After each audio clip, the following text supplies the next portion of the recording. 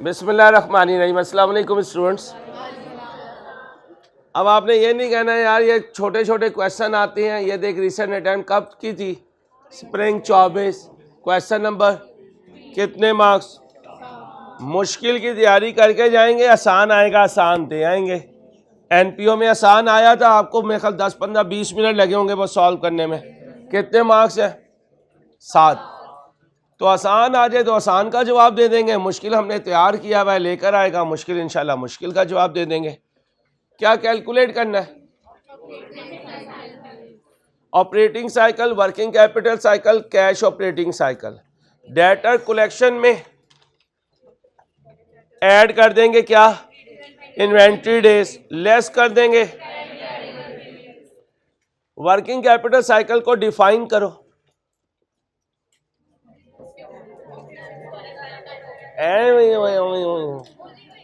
वही है, बिजनेस के रॉ मटेरियल की पेमेंट करने से लेकर बिजनेस के डेटर से पैसे लेने तक के टाइम को वर्किंग कैपिटल साइकिल कहते हैं। ये है पॉइंट। और हर बिजनेस अपने इन डेज को कम करना चाहता है। डेटर कलेक्शन डेज कम हो जाएं, इससे वर्किंग कैपिटल साइकिल कम हो जाएगा। चलो मिलके सोचते हैं क्या किया जाए कि डेटर कलेक्शन डेज कम हो जाएं, डिस्काउंट ऑफर की जाए। और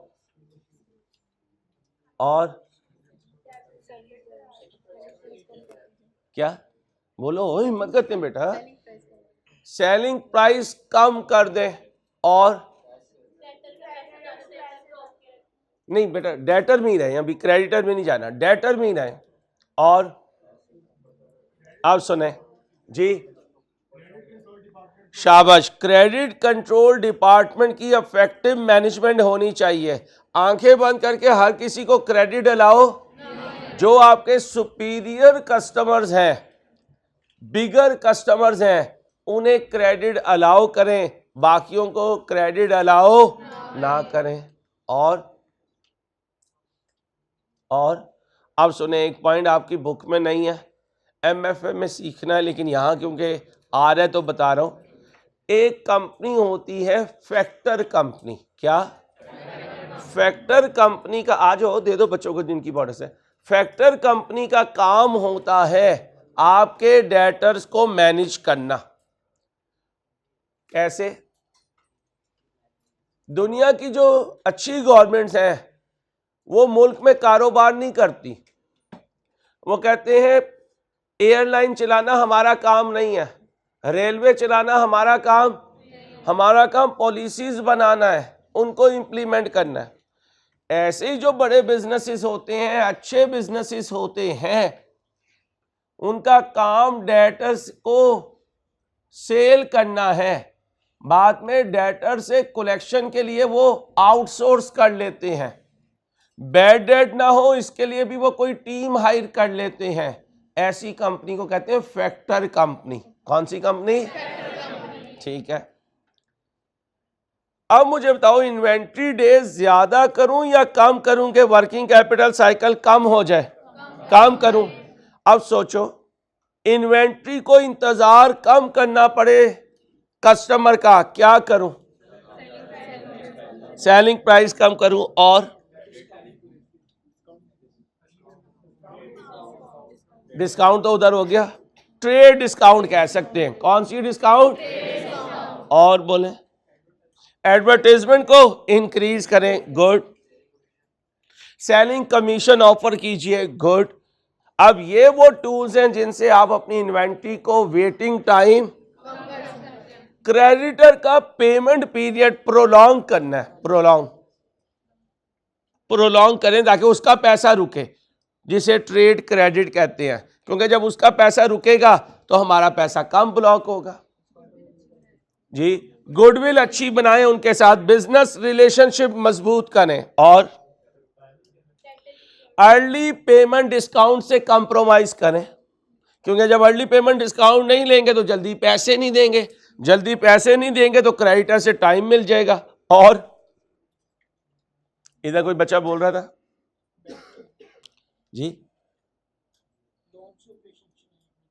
लोन से ऑपरेशन चलाएं ताकि क्रेडिटर्स को क्या कर सकें, आप डिले कर सकें। नहीं, लॉजिक नहीं बनती, क्योंकि लोन नहीं। यार बेटा पढ़ाई में नहीं मजाक, भाई पढ़ाई में मजाक करोगे ना फिर मैं डीमोटिवेट होऊंगा, ऐसे नहीं करना, ये गंदी बात होती है, इल मैनर्ड बात होती है। प्लीज ऐसी बातें ना किया करें, क्योंकि लोन लेगा मेरा बच्चे तो लोन लेके तो तेरे हाथ में पैसे आएंगे, पैसे आएंगे तो क्रेडिटर को पे करेंगे। ये रिवर्स में जाएगा कि अगर हम क्रेडिट पीरियड शॉर्ट करना चाहें क्रेडिटर से, फिर हम क्या करेंगे, लोन लेकर उसे पैसे दे दें, अर्ली पेमेंट डिस्काउंट ले लें। और जी प्रॉम्प्ट परचेजेस कर सकते हैं, लेकिन प्रॉम्प्ट परचेजेस के लिए फिर आपको सप्लायर लिमिटेड करने पड़ेंगे। किसी एक सप्लायर या ग्रुप ऑफ सप्लायर से परचेजिंग करें ताकि वहां से ज्यादा क्रेडिट पीरियड ले सके। बल्क डिस्काउंट जिसे कहते हैं, कॉस्ट अकाउंटिंग में आपने पढ़ा हुआ है। एक वहां से ट्रेड डिस्काउंट मिलेगी और दूसरा जब आप पर उसकी रिलायंस होगी, आप उसके मेजर कस्टमर बन जाएंगे, तो फिर आपको क्रेडिट पीरियड भी ज्यादा अलाउ करेगा। और जितना क्रेडिट पीरियड ज्यादा अलाउ होगा इतना ट्रेड क्रेडिट ज्यादा होगा, जितना ट्रेड क्रेडिट ज्यादा होगा उतना आपने क्रेडिटर के पैसे रोके हुए हैं, क्रेडिटर पेमेंट पीरियड प्रोलॉन्ग हो जाएगा, लॉन्गर हो जाएगा। जितना वो लॉन्गर होगा उतना वर्किंग कैपिटल साइकिल कम हो जाएगा। जरा पढ़ें बी पार्ट।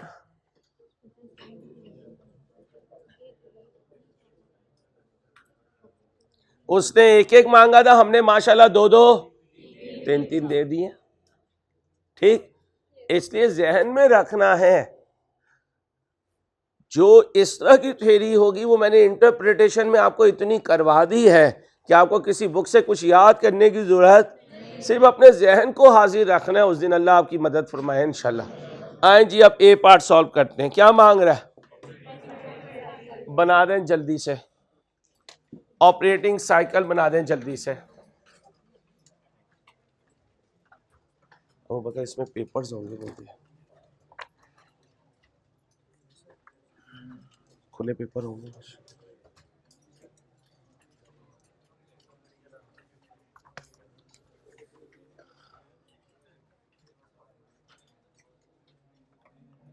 गर्मी लगना शुरू हो गई है बोल बोल के सुबह से।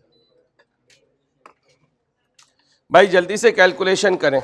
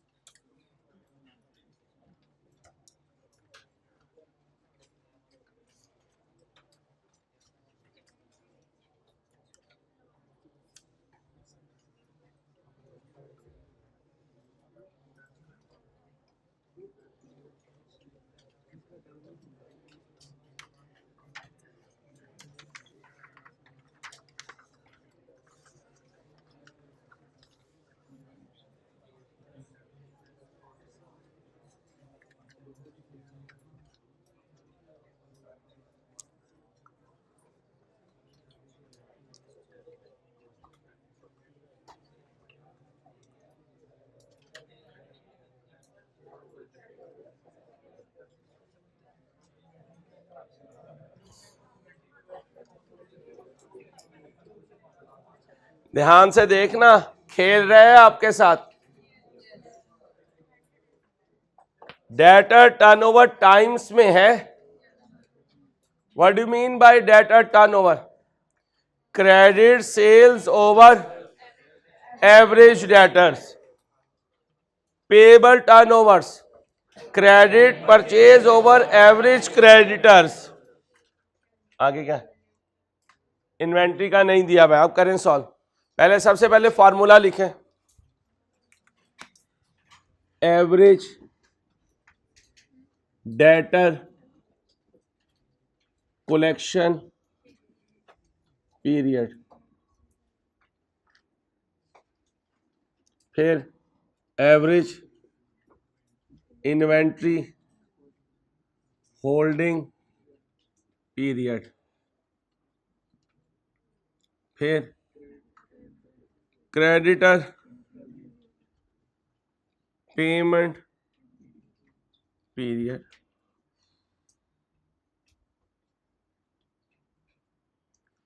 जरा फार्मूला लिख रहा हूं, बताना जरा।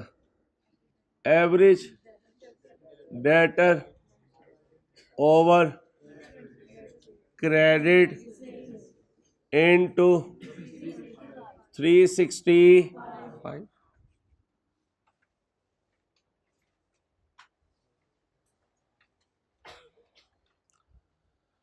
Average inventory over cost of into payment period. Average creditor over net credit purchase या कॉस्ट ऑफ सेल्स इनटू 365। अब बनाने की कोशिश करो, 2 मिनट दे रहा हूं। टाइम्स वाली चीज को उठा लेना, इनवर्स होता है वो।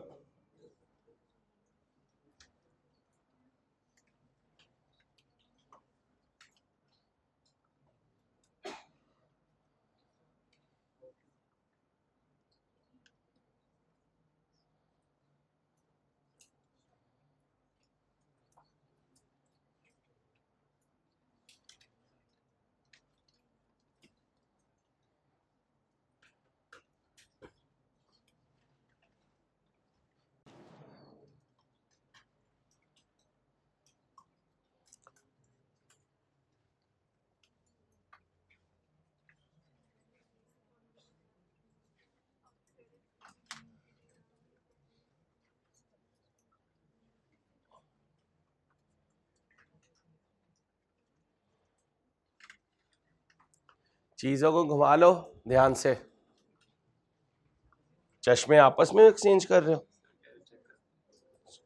चेक करने की चीज है चश्मा। कल का तू कहेगा यार टी शर्ट देंगे, जरा चेक करनी है। भाई साहब ये क्या है, क्या चल रही है, क्या हो रहा है क्लास में?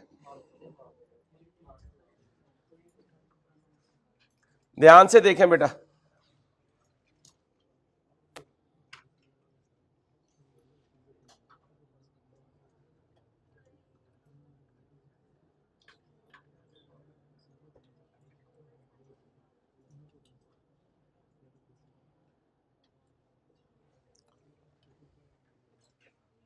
आओ भाई, भाई ये क्या है?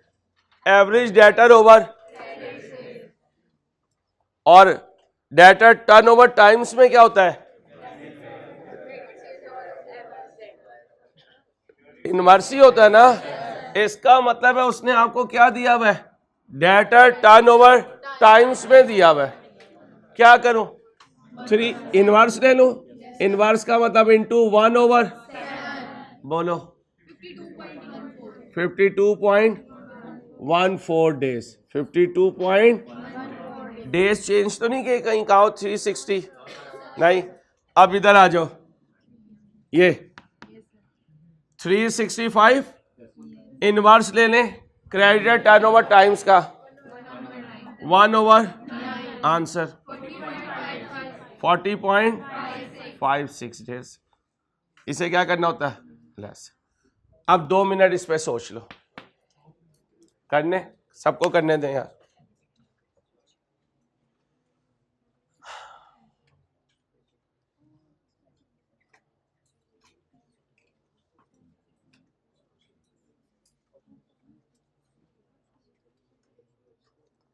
करंट एसेट्स और क्विक एसेट्स के दरम्यान में फर्क किसका होता है? शाबाश। किससे डिवाइड करना होता है? ठीक है। प्रॉफिट किस पे है? कॉस्ट पे। जिस पर प्रॉफिट होता है, जहां खड़े हो, जहां जाना है, सेल से कहां जाना है? कॉस्ट ऑफ सेल्स पे जाना है। सेल से कहां जाना है? Cost of sales.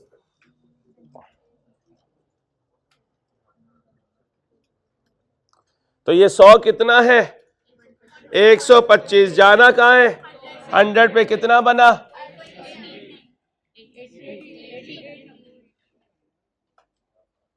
आओ भाई, एवरेज इन्वेंट्री चाहिए। ये क्या है? Average current asset, average quick asset, दोनों का difference average inventory. Current asset और क्विक एसेट्स में फर्क किसका होता है? करंट एसेट में से क्या माइनस करूं कि क्विक एसेट आ जाए? इन्वेंट्री। तो दोनों का डिफरेंस ले दें। पहले बड़ी फिगर बताएं। -21 ओवर, कैसे आया? कहां खड़ा हूं? 100 पे। फिगर क्या है? 100 divided by into, okay, 49 - 21 over into answer 7, net करो 139.33। चलो जी 33 कर दो। वर्किंग कैपिटल साइकिल क्या आ गया? Working capital cycle.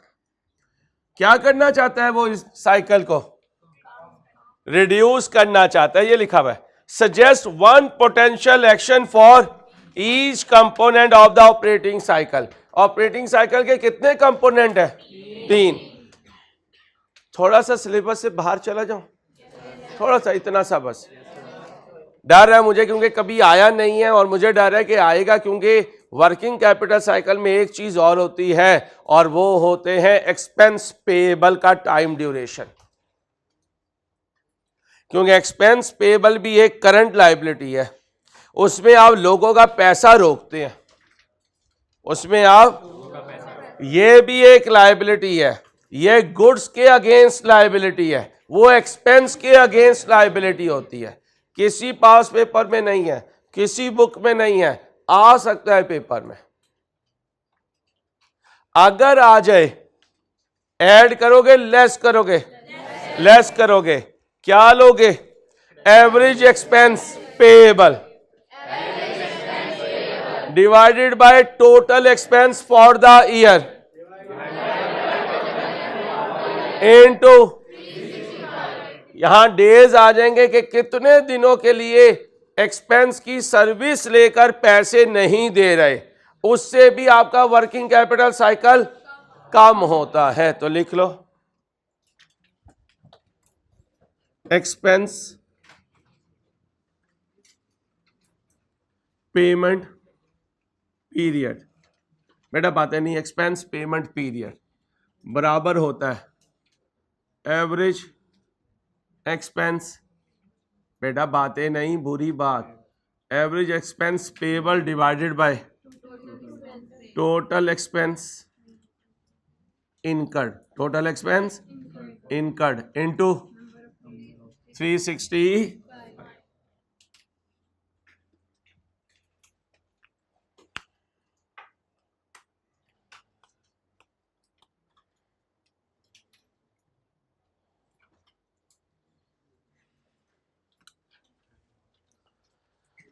लिखें भाई, potential action for debtor collection reduction.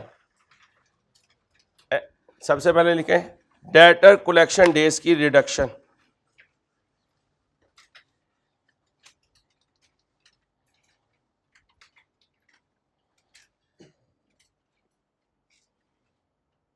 Number 1, offer of early payment discount.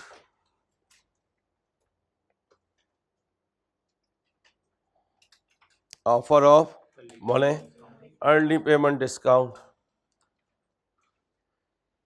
अभी बताकर आया हूं, जो कंपनीज डेटर को मैनेज करने के लिए हायर की जाती है उन्हें क्या कहते हैं?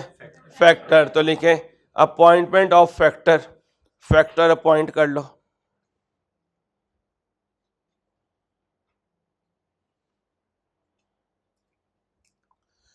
किन कस्टमर्स के साथ डील करूं? हर किसी के साथ या जिनका ट्रैक रिकॉर्ड अच्छा है? तो लिखें only focus on those debtors having good track record of payment. Having good track record of payment.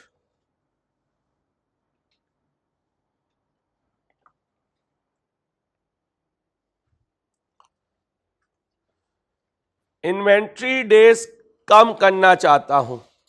याद रखिएगा, इन्वेंट्री डेज जब कम हो सकते हैं जब आप उस वक्त बाय करें जब कस्टमर डिमांड कर रहा हो, ऑर्डर प्लेस हो रहे हो। इसको कहते हैं जस्ट इन टाइम फिलॉसफी। आपके सिलेबस में नहीं है लेकिन मैं समझाता हूं कॉस्ट में, आपको बाकियों को बता रहा हूं अगर नहीं कहीं पढ़ा हुआ है। उस वक्त बनाओ जब कस्टमर ऑर्डर दे दे, उस वक्त खरीदो जब जरूरत पड़ जाए। क्या कहा?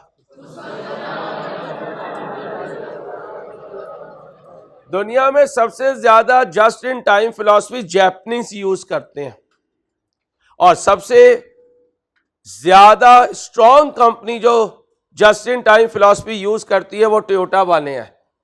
नेट पे जाके वीडियो सर्च कीजिएगा, टोयोटा वालों का कोई गोडाउन नहीं होता। ये जब प्रोडक्शन कर रहे होते हैं, सप्लायर डायरेक्ट इनके प्रोडक्शन डिपार्टमेंट में गुड्स पहुंचाता है। इस स्ट्रॉन्ग टेक्निक की वजह से इनकी होल्डिंग कॉस्ट, इनकी storage cost, cost of investment नहीं होती। क्यों नहीं होती? आप खरीद के रखते ही नहीं है। अच्छा, लेकिन यहां सप्लायर की रिलायबिलिटी बहुत होनी चाहिए। पाकिस्तान में इसका तसव्वुर भी ना कर लेना, तो मैं कहेगा तू फिक्र ही ना कर, मेहमान चले जाएंगे, चिकन नहीं आया हुआ होगा, क्योंकि सप्लायर रिलायबल नहीं होता। हर दुकानदार ने नीचे लिखा हुआ है फ्री होम डिलीवरी। एक कॉल पे नुमाइंदा आपके पास होगा। सुबह से लेके घर वाले शाम तक कॉल करते रहते हैं, फोन ही नहीं उठाते। कई दफा मैं जाके सोसाइटी में बोला, मैंने कहा यार क्यों लिखा हुआ है तुमने, क्यों लोगों को परेशान कर रहे हो? नहीं देना तो ना दो। मैं जो तुम्हें बुलाऊं 2 बजे और आऊं मैं 2:45 बजे, 4:15 बजे चला जाऊं, तो आधे से ज्यादा आवाम क्या कहेगी, यार क्या तमाशे करने में लगा हुआ तू यार। इसलिए यकीन करें, उस दिन भी जुमे में कह रहे थे, तुम दिन रात कमाई कर रहे हो, ये हुब्बुल मोहब्बत नहीं है। तुम मोहब्बत की माल की मोहब्बत में नहीं हो। अगर तुम ईमानदारी से कमा रहे हो और हलाल जगह पे खर्च कर रहे हो, इसलिए बीवी बच्चों पे, माँ बाप पे खर्च करना भी सिला रहमी और बेहतरीन सदका है। हमें पता ही नहीं है, 2 नंबरी से कमाए जा रहे हैं, हज उम्रे फड़काए जा रहे हैं। हाँ सही कह रहा हूं, 2 नंबरी से कमाए जा रहे हैं, हज उम्रे फड़काए जा रहे हैं और अपने आप को हम दीनदार कहलवाए जा रहे हैं। ईमानदारी को पकड़ लो भाई, आधा दीन इसमें छुपा हुआ है। इसे तो कहते हैं ईमानदार ताजिर क़यामत के दिन साहलीन के साथ उठाया जाएगा, सिद्दीकीन के साथ उठाया जाएगा, शोहदा के साथ उठाया जाएगा। आज हमने ईमानदारी को कुछ समझा भी नहीं है, धोखे पे धोखा दिए जा रहे हैं, धोखे पे धोखा दिए जा रहे हैं। अल्लाह हमें समझ दे अल्लाह हमें। चलो क्या लिखा? Number one, selection of reliable suppliers for supply by adopting just in time philosophy, by adopting, बोलो भाई, just in time philosophy। इसे जिट भी कहते हैं शॉर्ट टर्म में, JIT, जिट। पाकिस्तान वाली जिट नहीं, ज्वाइंट इन्वेस्टिगेशन टीम।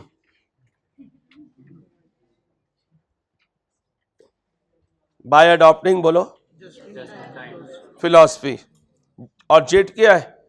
उस वक्त बनाओ जब कस्टमर ऑर्डर दे दे, उस वक्त खरीदो जब जरूरत पड़े। नंबर 2,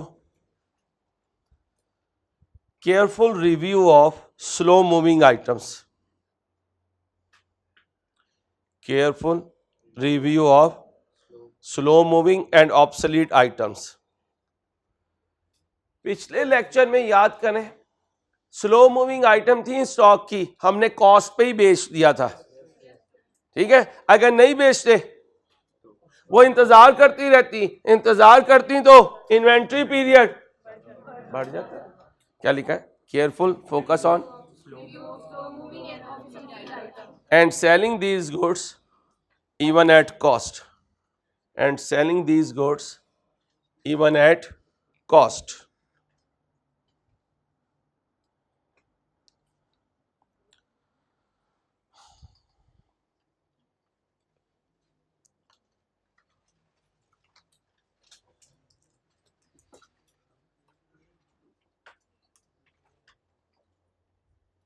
ओके हो गया. अब लिखें extension of creditor payment period. Extension of creditor payment period. Extension of, बोलो, creditor payment period.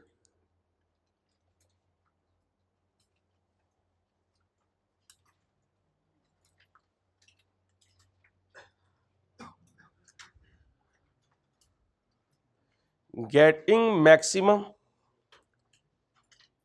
credit terms.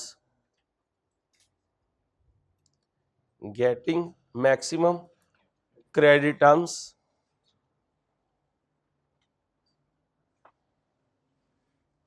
even at the expense of discount compromises.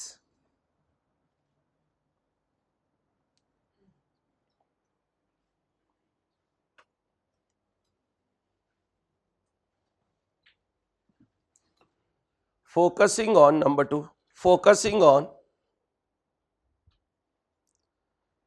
limited number of suppliers to get favorable terms from the supplier, although a risky decision. कैसे risky decision हो जाएगा? जब एक पे rely करेंगे तो उसकी बार्गेनिंग पावर ज्यादा हो जाएगी. जब बार्गेनिंग पावर ज्यादा हो जाएगी तो वो आपसे खेलना शुरू कर देगा. सप्लाई चेन पढ़ा हुआ है? इकोनॉमिक्स पढ़ी हुई है? सप्लाई चेन क्या होता है? आप सेंटर में हैं, पीछे सप्लायर है, आगे सप्लायर पावरफुल हुआ तो आपको अक्वायर कर सकता है. इसे फॉरवर्ड इंटीग्रेशन कहते हैं. आगे वाला आपका कस्टमर तगड़ा हुआ वो बैकवर्ड इंटीग्रेशन करके आपको अक्वायर कर सकता है. इसको जब एमएफए में आएंगे इसको कंपेटिटिव फोर्सेस कहते हैं.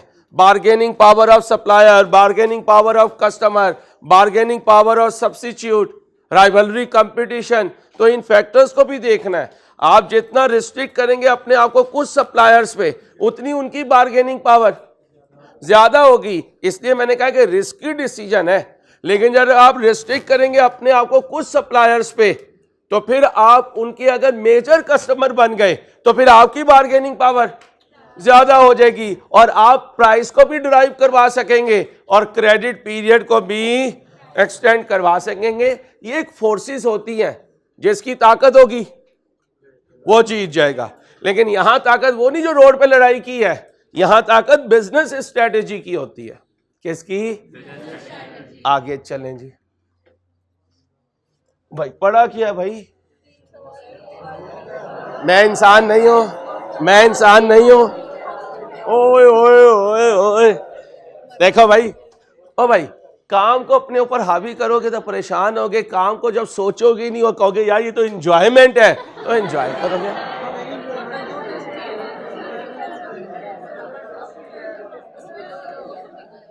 खामोश भाई. काम तो मैंने पूरा करवा के जाना है. अब 2 ग्रुप बन जाएंगे, एक बुद्धि बना के पढ़ेगा, उसकी तरफ मैं देखूंगा नहीं. एक ग्रुप स्माइलिंग फेस से पढ़ेगा, उसकी तरफ मैं देख के पढ़ाता रहूंगा, क्योंकि मैंने तो अपना काम करना है. इसलिए क्वेश्चन देखिए. शाबाश भाईजान, बहुत शुक्रिया, आप क्वेश्चन देखें. भाईजान क्वेश्चन देख रहे हैं या जाया होंगे? हिम्मत करें, हिम्मत.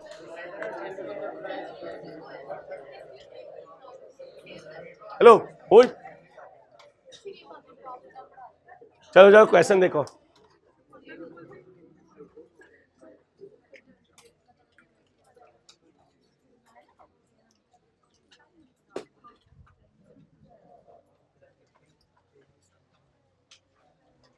जल्दी करें भाई, जल्दी करें. शाबाश.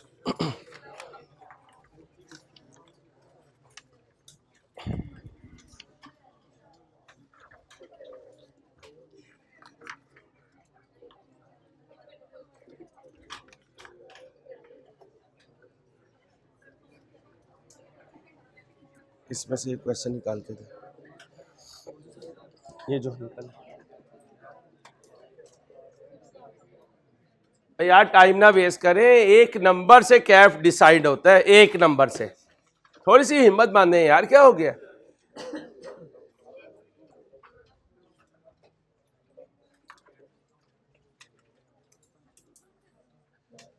फैमिली की जिम्मेदारी उठाने फिरते हो और 3 घंटे तुमसे पढ़ा नहीं जा रहा है।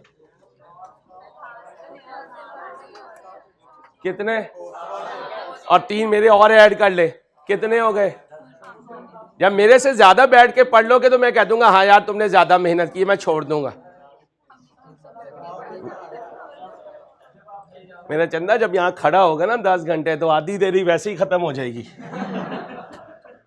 अभी मेरा मीटर घुमाता है। पपलू बच्चे ना हो तो। पपलू, अरे पपलू, आज कटिंग करवा के आया है, शेव करवा के आया है, और आज ही बेचारों को मीडिया ने नहीं बुलाया है। बुलाता हूँ, एंड में बुलाता हूँ। आज इससे डांस करवाएंगे थोड़ा सा।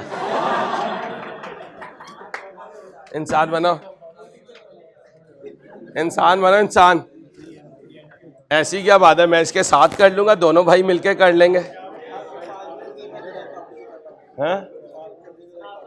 इंसान बन। चुप हो जाओ, इन्हें चुप करवा ले, मैंने गोली मार दूंगा। चलो बस, बच गया। Following amounts have been extracted from the financial statements of Lithops Limited. ठीक है?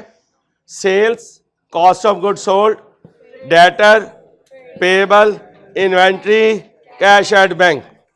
Sales और परचेज किस पे है? क्या कैलकुलेट करना है? कब का? ओ भाई लुटे लुटाई इधर देख ले यार, ये टी शर्ट वाला लास्ट बॉय इधर देख रहे, पक्की बात।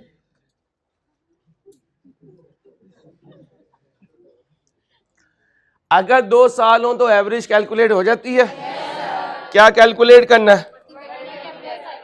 Suggest 4 possible measures that can be taken to reduce. एक हेड में 4 नहीं, टोटल 4। अभी लिखवा कर आया हूं। इसका मतलब वो आंसर तो यहां आ गया। अब क्या रह गया? ये रह गया। इसमें क्या करना है? 3 फार्मूले लगाने हैं। चलो मैं लगाता हूं, तुम देखना कैसे लगते हैं फार्मूले। यार तू बाज आ जाए यार, मैं डिमोटिवेट हो रहा हूं। नहीं नहीं, मुझे डिमोटिवेट ना करो।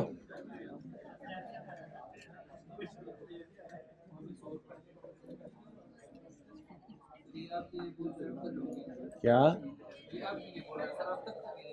नहीं, मैं करवा लूंगा इंशाल्लाह, मेरी फिक्र ना करो, बस तुम पढ़ लो। चलो भाई बस, क्या बैन तो सही होगा।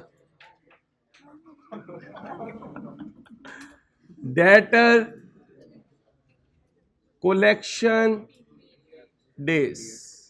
ओके ओके बेटा, फार्मूला बोलो बेटा। Average debtors over credit sales. Days change तो नहीं किए? 360। गर्ल्स जवाब नहीं देंगी, ये जो जहाज बैठे हुए ना ये जवाब देंगे। एवरेज डेटर्स कैसे आएंगे? हाँ भाई जुल्फो वाली सरकार, उसका ले लेंगे। क्या ले लेंगे उसका?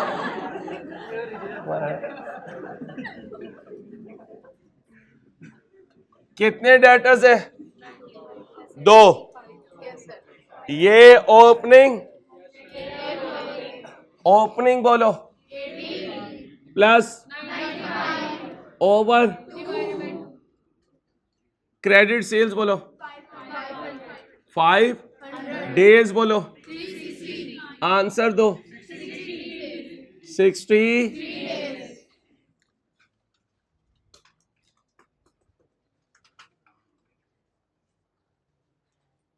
लिख नहीं रहा बेटा, सारा कुछ मैंने नहीं है, तेरा पेपर पे चेक करना है, उसके बाद ही छुट्टी होनी है, वरना आज चिट्टे तुझे बचा को ही नहीं सकेगा।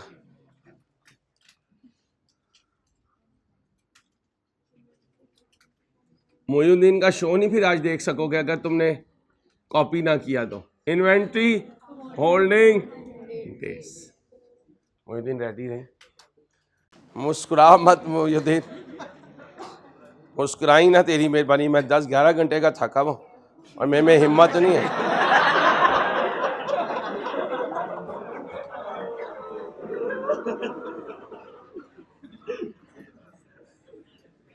एवरेज ओवर इंसान बनो इनटू एवरेज इन्वेंट्री के लिए opening inventory closing over cost of sales 370 into answer 88 days.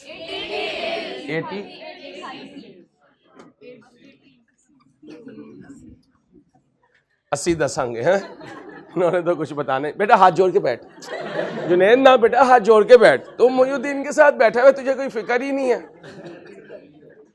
Public personality के साथ बैठा हुआ है तो यार सेलिब्रिटी तेरे साथ बैठा हुआ है।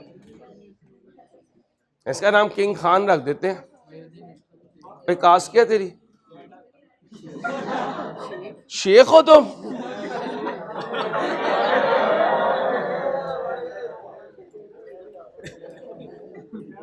Less creditor payment days average creditor divided by net credit. ये पीछे बैक बेंचर्स अपना नुकसान कर रहे हैं, इन्हें अंदाजा नहीं है कि अपनी जिंदगी का कितना बड़ा रिस्क ले रहे हैं। अभी करते रहे, फिर जब पूछता है ना खुदा ना खासा टीचर के भाई 2 नंबर से रह गया, 3 नंबर से रह गया, तो क्या कहते हैं, सर बस लास्ट टाइम पे सीरियस नहीं हुआ था मैं। काश आपको समझ आ जाए कि हर मिनट कीमती है, काश आपको समझ आ जाए। ओपनिंग क्रेडिटर बोले, closing over divided by 370 into ओए sorry sorry sorry sorry sorry sorry sorry sorry sorry ओए सॉरी। चलो क्या करना है, इन्वेंट्री अकाउंट।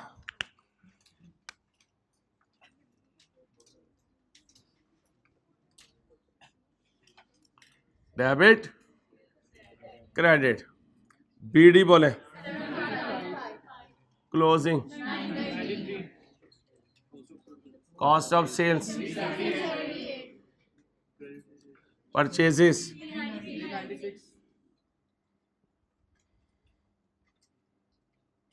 396 answer 66 days 60। बच्चियों तुम क्या बोलती रहती हो, बोलो 80। ये क्या है,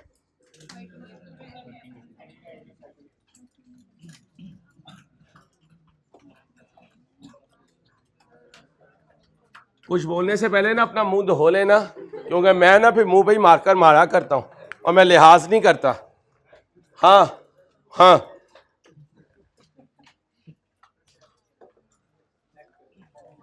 खामोश। चलो भाई ध्यान से देखो, इंसान बनो इंसान। क्या कह रहा है, क्या कह रहा है? हाँ?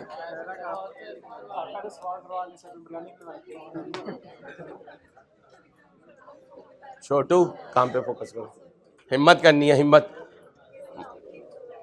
हिम्मत करो, शाबाश।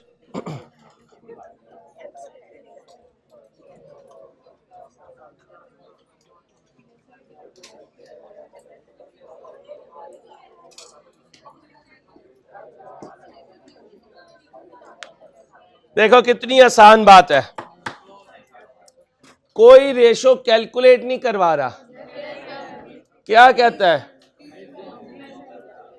ये है कंपैरेटिव ये है, कहता है हर रेशो के लिए बस एक पॉसिबल रीजन बता दो, इसके मुकाबले में 1 2 3 4 5 6 और 6 12 रीजंस बतानी है। चलो मैं बताता हूं, तुम सुनो, बस तुम पेंसिल चाहे रख दो, ठीक है। अब सुनो भाई। अच्छा सारों ने पानी पी लिया, मुझे एक ने भी नहीं याद दिलाया कि तूने हमारे लिए पानी छोड़ा था। पढ़िए बच्चे।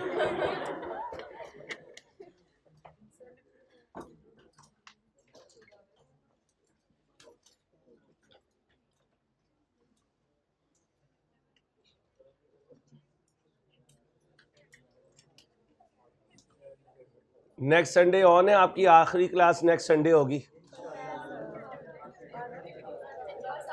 कॉस की भी और R1 की भी।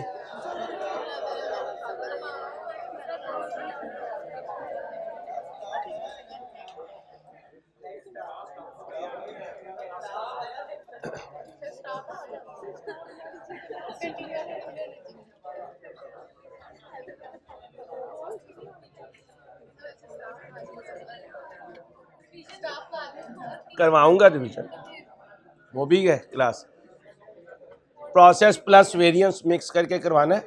रिवीजन का फोल्डर इंशाल्लाह नेक्स्ट मंडे से शुरू करेंगे, 6 दिन का होगा, 4 घंटे डेली, 4.5 घंटे डेली, 27 घंटे में सारी रिवीजन हो जाएगी। उसके बाद R1 की रिवीजन पे आएंगे इंशाल्लाह। हाँ ले सकते हैं बेटा, फिजिकली होगी। चलो भाई, जीपी लिखो, ग्रॉस प्रॉफिट मार्जिन। भाई ये पेपर में लिख के नहीं आना यार बच्चों, मैंने कहा मैं बताता हूं तो मैं बता रहा हूं, लिखो जल्दी से। भाई आप खामोशी से सिर्फ 17 मिनट रह गए, कंप्लीट करना है प्लीज।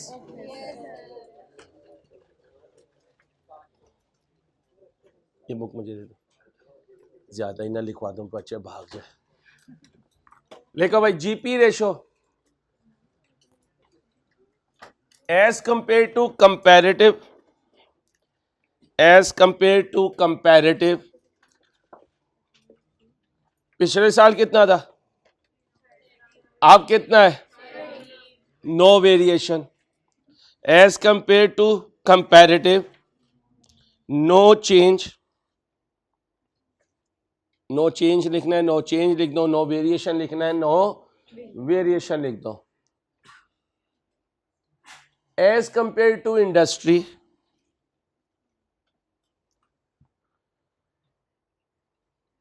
लोअर बाय 3%, कितने परसेंट से कम है, ये देखो इंडस्ट्री कितने पे है, 16 पे, हम कितने पे है, 13 पे। ध्यान से देखना, इससे कंपेयर ना करना, इससे कंपेयर करना।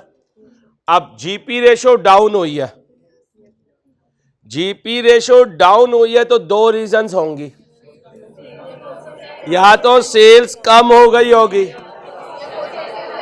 या कॉस्ट ऑफ सेल्स ज्यादा हो गई होगी। अभी नहीं, अभी रुकती जो, सेल्स कम हुई होगी, इसकी भी 2 रीजंस हैं, या यूनिट्स कम हुए होंगे या सेलिंग प्राइस कम हुई होगी। कॉस्ट ऑफ सेल्स ज्यादा हुई होगी, इसकी मल्टीपल रीजंस होती हैं। कॉस्ट ऑफ सेल्स ज्यादा हो गई तो हो सकता है मटेरियल की वेस्टेज ज्यादा हो गई, कॉस्ट ऑफ सेल्स ज्यादा हो गई, आइडल टाइम ज्यादा हो गया, कॉस्ट ऑफ सेल्स ज्यादा हो गई, मशीन का ब्रेकडाउन हो गया, कॉस्ट ऑफ सेल्स ज्यादा हो गई, इकोनॉमीज ऑफ स्केल अचीव नहीं हुआ, कॉस्ट जी अनस्किल्ड भी कह सकते हैं। कॉस्ट ऑफ सेल्स ज्यादा हो गई, वो वेस्टेज में आ जाता है, क्योंकि जब अनस्किल्ड लेबर मटेरियल को हैंडल करती है तो वेस्टेज ज्यादा होती है। इसलिए अनाड़ी ड्राइवर जब गाड़ी ड्राइव करता है तो 2 दिन के बाद पुर्जे हाथ में आ जाते हैं। इसलिए अब्बा जी अपनी बाइक या गाड़ी की चाबी आप जैसी चीजों को, क्योंकि उन्हें पता है कि आप कौन है। लिखो, क्या लिखा है,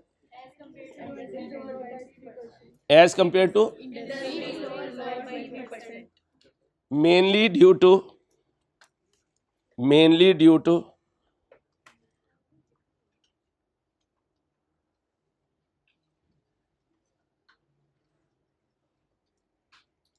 लो market share, mainly due to low market share or low price charge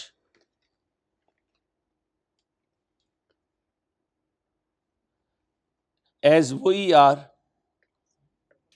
पहली लाइन पढ़ो,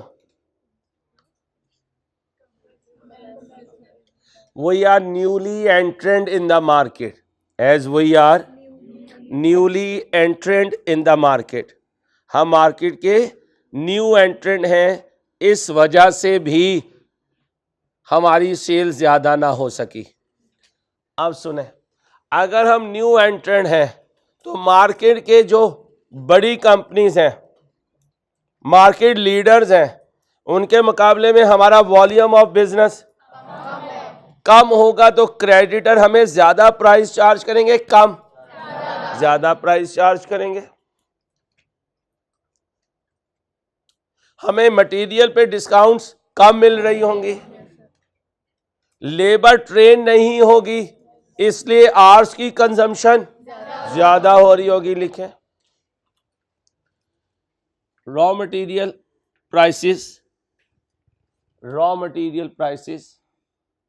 may have been charged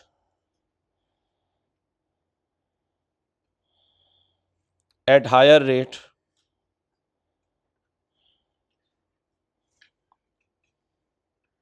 non-achievement of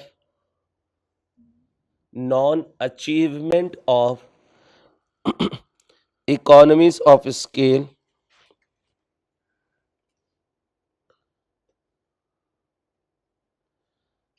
अब याद करो, कॉस्ट अकाउंटिंग, सीवीपी एनालिसिस, छोटे लेवल पे काम करेंगे तो फिक्स कॉस्ट रिकवर नहीं होगी, फिक्स कॉस्ट रिकवर नहीं होगी तो प्रॉफिट कम रहेंगे। जब हम मार्केट में अपना शेयर बढ़ा लेंगे, तो हमारी यूनिट ज्यादा हो जाएंगी, कंट्रीब्यूशन ज्यादा हो जाएगा, फिक्स कॉस्ट रिकवर करने के बाद प्रॉफिट भी।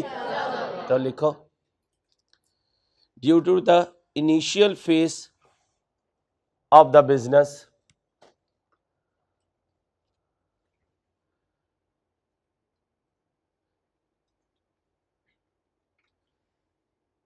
heavy fixed cost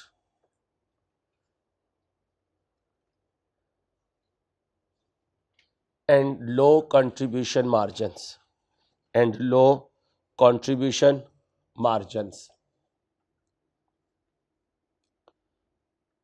आगे आए, नेट प्रॉफिट मार्जिन 16 के मुकाबले में इंक्रीज हुआ है, जीपी और नेट प्रॉफिट के दरमियान में क्या हमने पिछले साल के मुकाबले में कॉस्ट कंट्रोल की है?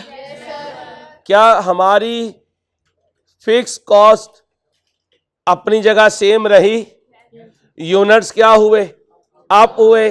अब फिक्स कॉस्ट अप नहीं हुई, सेल्स अप हुई, वेरिएबल कॉस्ट अप हुई, कंट्रीब्यूशन इंक्रीज हुआ, फिक्स कॉस्ट अपनी जगह सेम रही, पीबीआईटी बढ़ गया। तो लिखे, as compared to last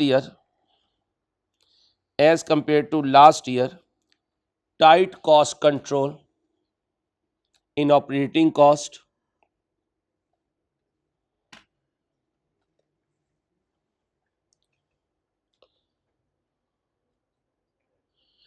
employees are more trained,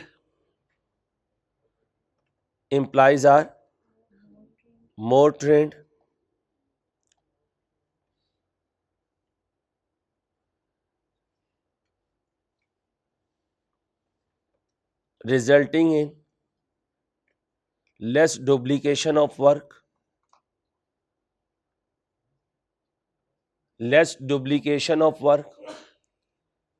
high learning skills,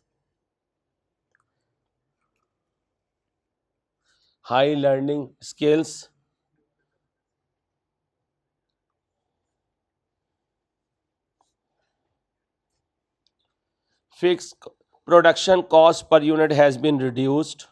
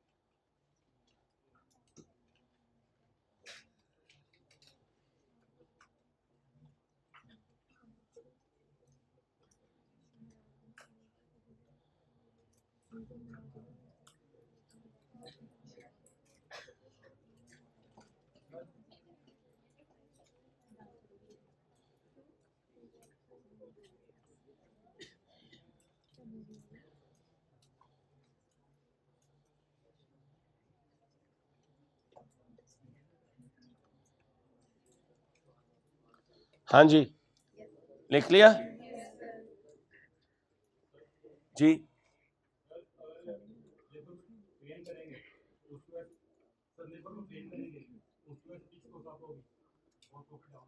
क्या कह रहे हैं? लेबर को ट्रेन तो करेंगे, लेकिन जब वो ट्रेन हो जाएगी तो हमें कॉस्ट सेविंग देगी ना। मैं एक टीचर को हायर करूंगा, उसे यहाँ बैठाऊंगा क्लासेस में, वो ट्रेन हो जाएगा, मुझे उसे कुछ पैसे देने पड़ेंगे, लेकिन जब ट्रेन हो जाएगा तो वो मेरा बर्डन शेयर कर लेगा। अगली दफ़ा संडे को वो पढ़ा रहा होगा तो मुझे क्या होगा, बेनिफिट होगा, मैं कहीं और टाइम लगा लूंगा, सीफएफ में टाइम लगा लूंगा। ठीक है भाई, बात आपकी सही है, ट्रेनिंग कॉस्ट होती है, लेकिन हर बिजनेस ट्रेनिंग कॉस्ट कम लगाता है और बेनिफिट ज़्यादा लेने की कोशिश करता है। जी, डेप्रिसिएशन ज़्यादा चार्ज होगी, लेकिन मैंने यहाँ पे उसकी फेवर में बात करनी है, क्योंकि नेट प्रॉफिट रेशो क्या हुई है, इंक्रीज हुई है। यहाँ मैंने डिक्रीज की फेवर में बात की, यहाँ इंक्रीज की फेवर में। ठीक है, आप सही कह रहे हैं कि नए एसेट्स होंगे तो डेप्रिसिएशन ज़्यादा चार्ज होगी। अब आज इंडस्ट्री में क्या था, 10 और हम 8 में हैं, तो लिख लें as compared to industry,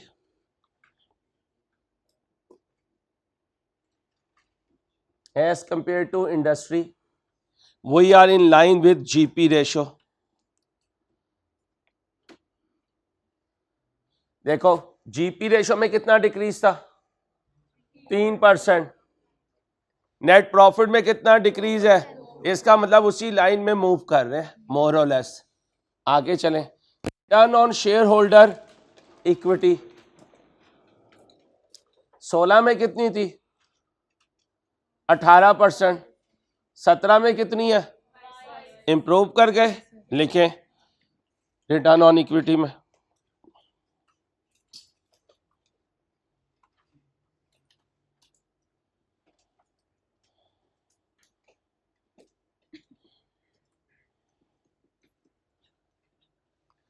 return on equity के कितने एलिमेंट्स होंगे, 2 नहीं, रिटर्न ऑन इक्विटी रेशो में 2, एक न्यूमिरेटर, न्यूमिरेटर में क्या आता है, pad minus preference dividend divided by ordinary share capital. अब ये इंक्रीज हुई है तो या तो न्यूमिरेटर ज्यादा हुआ है या डिनोमिनेटर कम हुआ है। न्यूमिरेटर ज्यादा हुआ है, इसकी 2 रीजंस हो सकती हैं, आपके प्रॉफिट मार्जिन्स इंक्रीज हुए हैं। अगर कहीं टैक्स का रेट कम हो गया, स्लैब रेट चेंज हो गया आपके लिए, पहले थोड़े प्रॉफिट पे आपका टैक्स लग रहा था, अब एक रेंज में है आप, टैक्स का रेट चेंज नहीं हुआ लेकिन प्रॉफिट्स इंक्रीज हुए, अल्टीमेटली पैड क्या हुआ होगा, इंक्रीज हुआ होगा। अगर आपके अपने शेयर्स कहीं बायबैक हो गए होंगे, शेयर्स बायबैक जानते हैं, I2B के टीचर ने बताया होगा। शेयर इशू क्या होता है, मैंने शेयर दिए, कैश ले लिया। शेयर बायबैक क्या है, मेरे पास पैसा मौजूद है, मैं 2-3 साल लगा चुका हूं, मैंने मार्केट में जो शेयर बेचे हुए थे, मैं मार्केट में गया पैसे लेके और शेयर्स खरीद के ले आया, कैश चला गया, शेयर्स वापस आ गए, शेयर्स वापस आके मैंने डंप कर दिए, मेरी इक्विटी क्या हो गई, डाउन हो गई। जब मेरी इक्विटी डाउन होगी तो मेरा रिटर्न ऑन इक्विटी अप हो जाएगा। लिखिए return on equity has been reduced, return on equity has been reduced, sorry has been increased from 18 to 22%। लिख ले बेटा, काम आ जाएगा, लिख ले। अल्लाह के बंदे क्यों अपने वक्त को बर्बाद करते हो यार, मुझे तुम पे तरस आता है, और तुम पे नहीं तरस आता, तुम्हारे पेरेंट्स पे तरस आता है जिनका लाखों रुपए तुम बर्बाद कर रहे हो। बाद में ये कमेंट पेपर में आएंगे, फिर कहेंगे मैंने लिखा नहीं था उस वक्त यार। अजीब लोग हो यार। क्या लिखा, return on equity has been increase from, Abu Bakar उठ के बैठ, from 18 to 22%. One reason may be increase in profits, decrease in tax rates,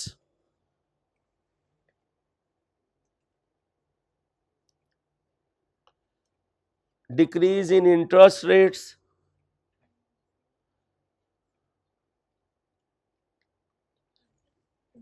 कैसे, ये देखो यहां पीबीआईटी पे खड़ा हूं, यहां पैट पे खड़ा हूं, पीबीआईटी और पैट के दरमियान में दो फैक्टर आते हैं, एक इंटरेस्ट और एक टैक्स। जब ये बढ़ रहा है तो इसका मतलब वो दोनों चीजें कम हुई होंगी। एक रीजन ये भी हो सकती है, ये सारी मे बी पर है, अजम्पशंस पर है कि ये चीजें हुई होंगी, इनमें से एक भी हो सकती है, कॉम्बिनेशन भी हो सकता है। Increase in profits, decrease in interest rate, decrease in tax rates. On the other side,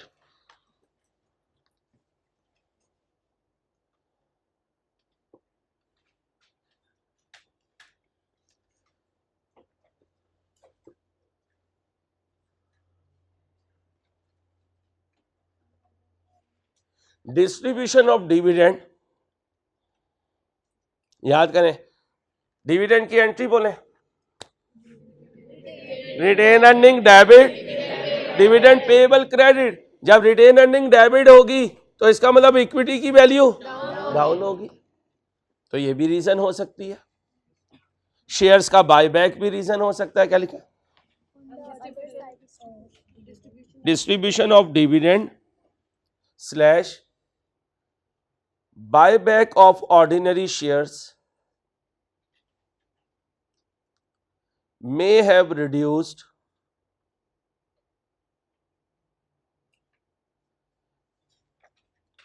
equity of the business, equity value करने, equity value of the business as compared to industry, as compared to industry,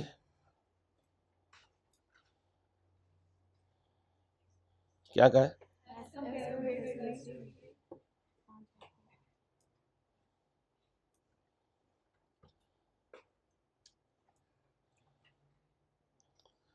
क्या लिखा है, as compared to industry,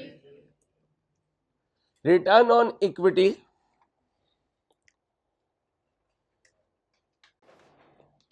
is still on a lower side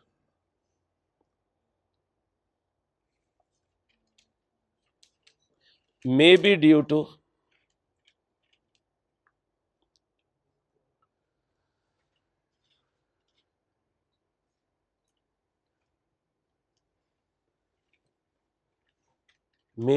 to less profit margins,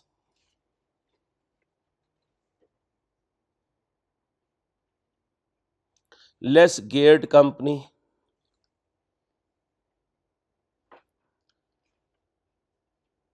अब इस बच्चे का point मैं ले सकता हूं कि एसेट की वैल्यू ज्यादा है तो एसेट बेस हाई है, एसेट बेस हाई है तो फिर आपकी डिनोमिनेटर वैल्यू क्या होगी, कम या ज्यादा, ज्यादा होगी। जब वो ज्यादा होगी तो ये वैल्यू कम होगी। क्या लिखा,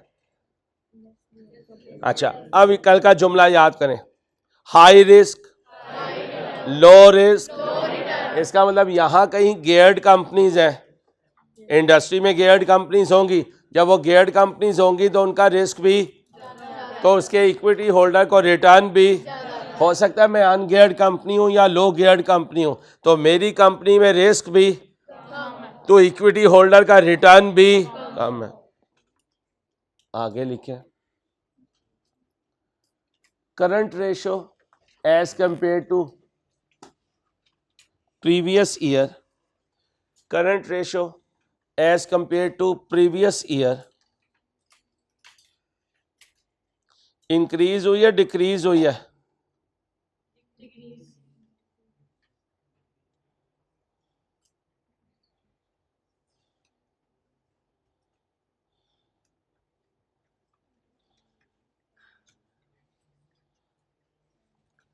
क्या लिखा है? Previous year current ratio has been decreased. One reason may be trying too much with limited resources. Trying too much with limited resources. Or taking bank OD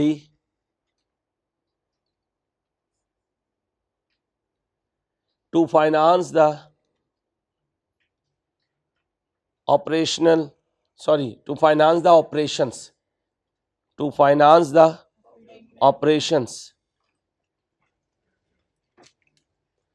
Cash may have used in long-term installment payment. Cash may have used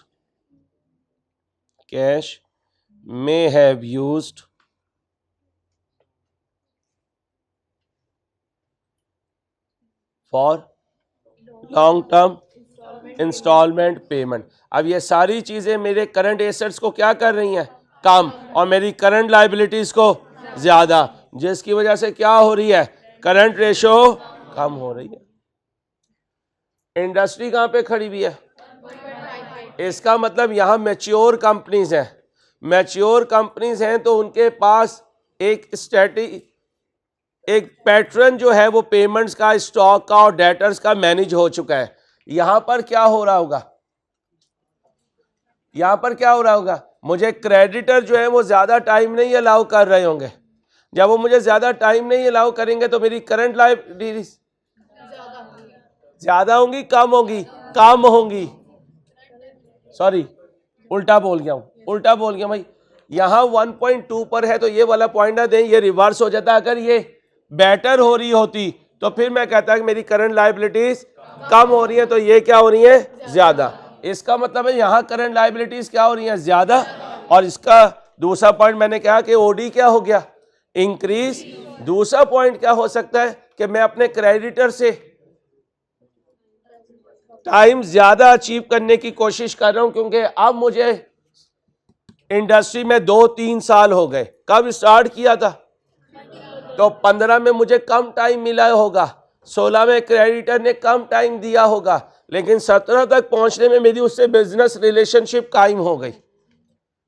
business relationship कायम हुई होगी तो मैंने creditor का पैसा ज्यादा रोका होगा तो करंट लायबिलिटीज ज्यादा हुई होंगी. करंट लायबिलिटीज ज्यादा हुई होंगी तो करंट रेशियो. क्लियर है? लिखो. इंडस्ट्री पे था या इंडस्ट्री पे लिख रहे? As compared to industry, current ratio is on a lower side.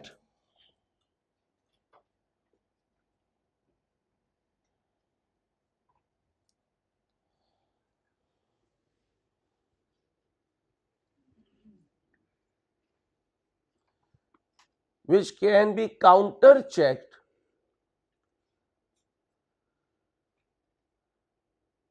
through gearing ratio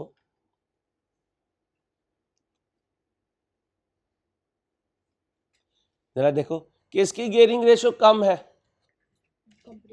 company की. 60 इक्विटी है, 40 डेट है, यहां 50 डेट है. जब हमारी गियरिंग कम है तो हमारे पास लॉन्ग टर्म लोन नहीं है.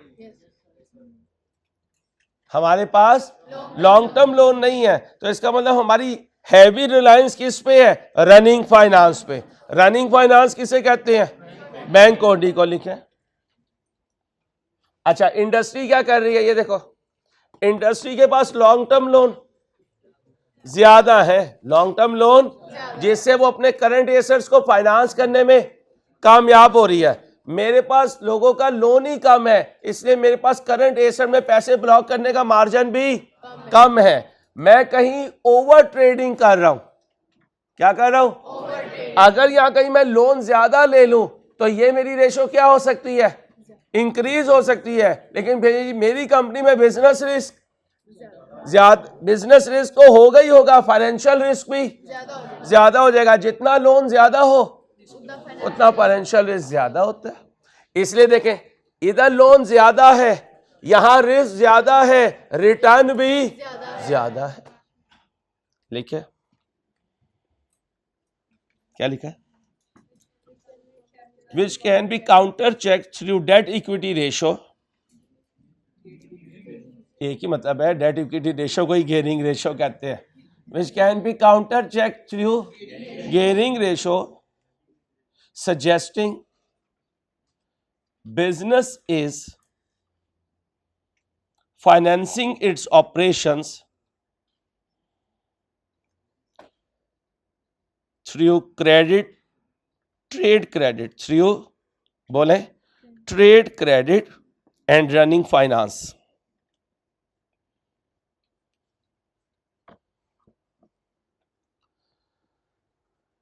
डेट इक्विटी रेशियो पे आ जाए, एज कंपेयर टू 16, हिम्मत करनी है, हिम्मत हिम्मत हिम्मत से जीतता है इंसान। क्या कहा है?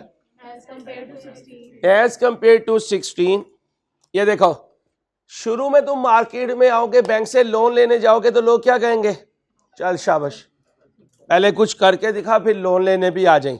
2 साल आपने कुछ करके दिखाया, लेंडर ने देखो आपको पैसे दे दिए।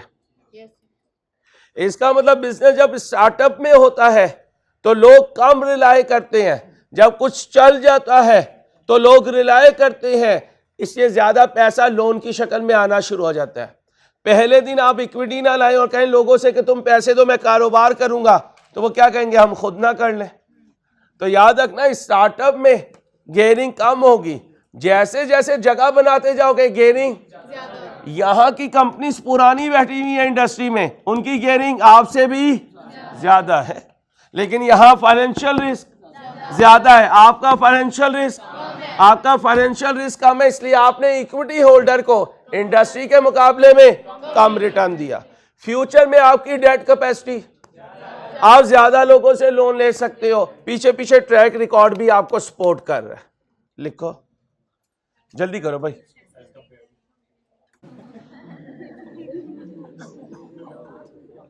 लिखो, as compared to previous year, gearing में आ गया हूं। As compared to previous year, more track record of the business in business market, more track record of the business in business market, lenders are showing confidence in the business।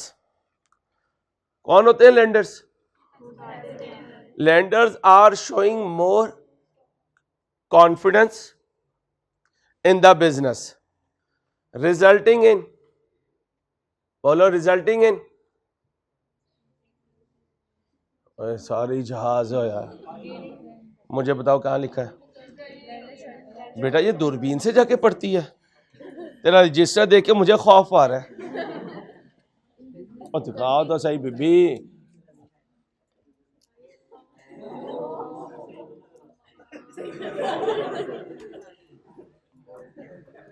ये माशाल्लाह बड़ा कामयाब इंसान होगा।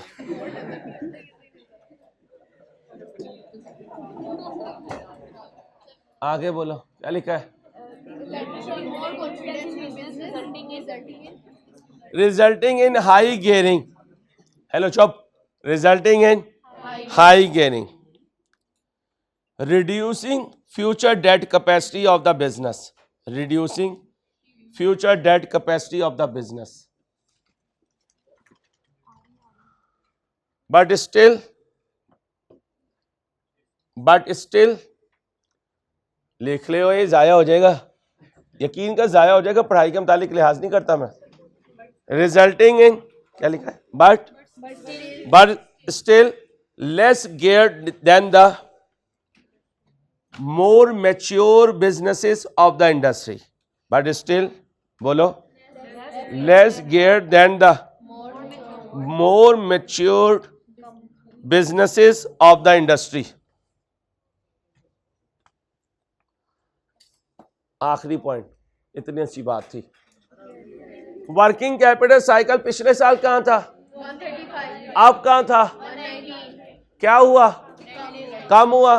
तो आपकी वर्किंग कैपिटल मैनेजमेंट इंप्रूव हुई है। अभी पिछले 2 क्वेश्चन में यही तो कह रहे थे कि वर्किंग कैपिटल साइकिल कम होना चाहिए। जैसे जैसे आप अपनी जगह पर स्ट्रांग होते जाएंगे, डेटर्स को अपने मर्जी से चलाएंगे। शुरू भाई इंसान बनो, इंसान।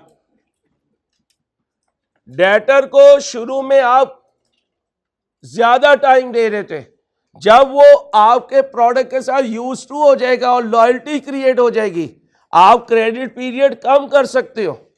आपके एम्प्लॉय प्रोसेस को समझते जा रहे हैं। पहले इन्वेंट्री होल्डिंग पीरियड ज्यादा था, प्रोडक्शन टाइम ज्यादा था। ऐसा ऐसा जब प्रोसेस स्ट्रांग होगा, लर्निंग कर्व थ्योरी अप्लाई होगी, मटेरियल की वेस्टेज कम होगी, तो प्रोसेस स्पीड अप होगा। जब स्पीड अप होगा तो इन्वेंट्री टाइम कम लगेगा। जितना आप टाइम गुजारते चले जाओगे, क्रेडिटर आपको रिलायंस देता चला जाएगा और आपको ट्रेड क्रेडिट अलाउ करता चला जाएगा। आपका वर्किंग कैपिटल साइकिल कम हो जाएगा। सीख लो बेटा, वक्त आएगा फिर पछताओगे यार ये क्या किया हमने। लिख लो, लिखो। Working capital cycle has been improved as compared to last year. जी मेरा बेटा लिख लें। Working capital cycle has been reduced from last year. Has been, एक ही बात है, रिड्यूस होना ही इंप्रूवमेंट है गधो। एक जुमला बदल के दे देता हूं, फौरन परेशान हो जाते हैं। Working capital cycle has been improved from 135 to 119 days, mainly due to customer loyalty, employees learning,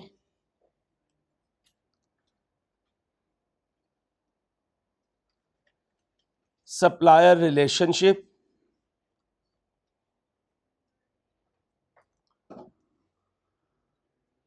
but still little bit higher than industry average, little bit higher than industry average। इधर देखो, इंडस्ट्री कितने पे है, तुम कितने पे हो? little bit higher than industry average because of the more mature competitors in the market। Industry बहुत अरसे से चल रही होती है भाई। मोर mature competitors in the market. ख्याल रखिएगा। अल्लाह हाफिज़।